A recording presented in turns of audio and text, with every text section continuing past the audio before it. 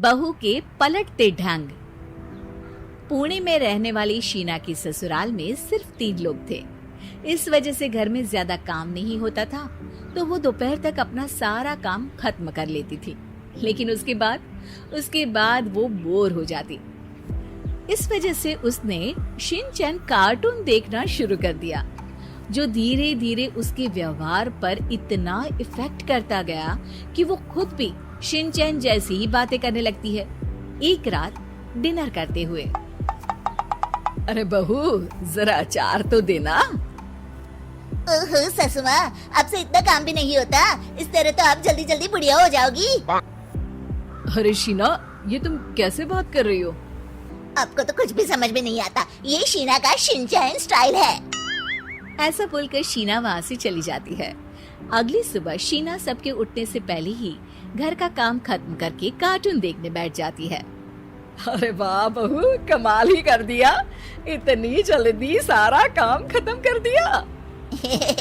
बस भी कीजिए, अब मैं इतनी भी कुछ खास नहीं। ओफो, तुम और तुम्हारे शिनचैन का भूत, जाने कब नॉर्मल इंसान की तरह बात करोगी। मॉम, आप तो बस मुझसे चलती रहती हैं। आपको क्या पता मेरी लाइफ कितनी मुश्किल है। अच्छा छोड़िए, अब मैं शॉपिंग के लिए जा रही हूँ। हाँ, तो ये है तुम्हारी मुश्किल लाइफ। शीना शॉपिंग करने मार्केट पहुँच जाती है, जहाँ उसे जय के ऑफिस की एक लड़की मिलती है। हेलो, आप जय की वाइफ है ना? हेलो, मेरा नाम शीना है। मैं 26 साल की हूँ और मुझे शिमला मिर्च बिल्कुल भी पसंद नहीं है, पर शिमला जा सकती हूँ। हाँ। शीना की बात सुनकर लड़की आगे कुछ बोले बिना वहाँ से चली जाती है। कमाल है, आजकल के बच्चों को इंटेलिजेंट लोगों से बात करना आता ही नहीं। शीना शॉपिंग करके घर वापस आती है, जहाँ सास और जय साथ बैठकर आइसक्रीम खा रहे होते हैं। मैं कितने मतलबी लोगों के बीच रह रही हूँ। एक छोटी प्यारी बच्ची के बारे में सोचे बिना सब आइसक्रीम खाने बैठ गए। अब इतना नाटक करने की जरूरत नहीं है। तुम्हारी आइसक्रीम फ्रिज में रखी है, खा लो। आइसक्रीम, मैं आ रही हूँ। इसी तरह दिन बीतते हैं। अभी तक तो घर में सारे लोग शीना की हरकतों से परेशान हो चुके होते हैं। एक शाम उनके घर पड़ोस के अंकल आते हैं, जिन्हें देखते ही शीना बोल पड़ती है। हेलो अंकल, आज आप यहाँ? ये कह रही है आप यहाँ बैठिए, हम अभी आते हैं। ऐसा बोलकर शीना की सास उसे लेकर रसोई में चली जाती है। अरे वो तुम्हारी पापा की उम्र के हैं, उनकी इंसल्ट तो मत करो। आपको तो बस अपनी ही खुशी दिखाई देती है। शीना के ऐसे बोलने पर सास हैरान रह जाती है और शीना बाहर आकर अंकल से कहती है, तो अंकल, आज आप क्या लेने आए हैं? या फिर बस सासू माँ को देखने का बहाना चाहिए? वैसे ये इतनी भी अच्छी नहीं है, पूरा समय मुझे डांटती रहती है और कभी कभी तो खाना भी नहीं देती। अंकल हैरानी से उसकी ओर देख रहे हैं। तभी उसकी सास वहाँ आती है। अरे शीना, इतना झूठ मत बोलो, मैंने कब तुम्हें खाना नहीं दिया? अरे ऐसा बोलोगी तो तुम्हें आज रात का खाना सच में नहीं मिलेगा। देखा, मैंने कहा था ना, बच्ची पर जुल्म करती है। आप मुझे अपने घर ले चलो अंकल। इस तरह दोनों सास बहू में तू मैं शुरू हो जाती है, जिसे देख अंकल तो डर कर भाग जाते हैं, लेकिन वो दोनों चुप ही नहीं होती। रात को जय के घर वापस आने पर सास उसे शीना की सारी बात बताते हुए कहती है, अरे इसके सर से कार्टून का भूत तो उतारना ही पड़ेगा।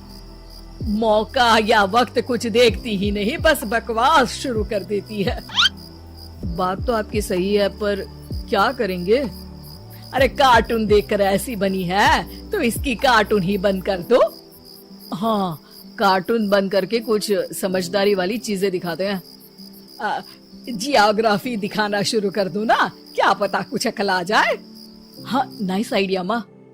इस पर जय केबल टीवी पर ज्योग्राफी छोड़कर बाकी सारी चैनल बंद करवा देता है, पर शीना भी किसी से कम नहीं होती। ओहो पतिदेव, अपने आप को बहुत स्मार्ट समझते हो। शीना मोबाइल पर YouTube ऑन करके उस पर शिनचैन देखने लगती है।